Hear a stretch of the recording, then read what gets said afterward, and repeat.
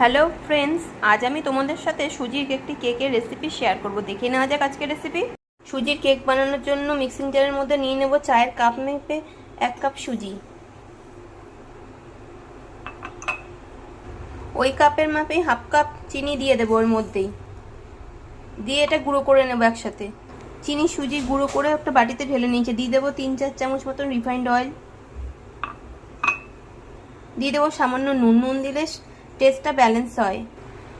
দিয়েছি একটু লিকুইড দুধ। দিয়ে দেবো 2 চামচ পরিমাণে টক দই।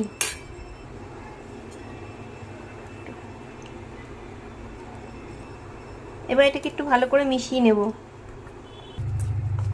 মিশিয়ে নিচ্ছি ভালো করে। প্রয়োজনে আমি একটুখানি লিকুইড দুধ দিয়ে নেব।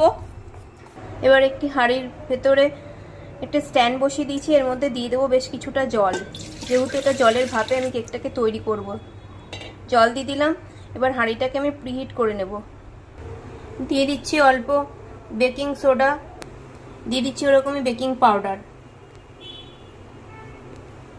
দিয়ে দেবো অল্প একটু ভ্যানিলা এসেন্স, দিয়ে আবার ওই সব একটু মিশিয়ে নেব। এবার যেই বাটিতে কেক জমাবো সেখানে আমি একটা কাগজ দিয়ে দিচ্ছি আর রিফাইন্ড তেল তাতে একটু ব্রাশ করে নিয়েছি। এটাই বাটার পেপার হয়ে গেছে। এবার মিশ্রণটি ওর মধ্যে ঢেলে দিচ্ছি। এবার এই বাটিটা এই হাঁড়ির ভিতরে এই যে স্ট্যান্ডের উপরে বসিয়ে দিলাম। তো গরম করেই নিয়েছি একটু, আর ঢেকে দিয়ে রেখে দিলাম।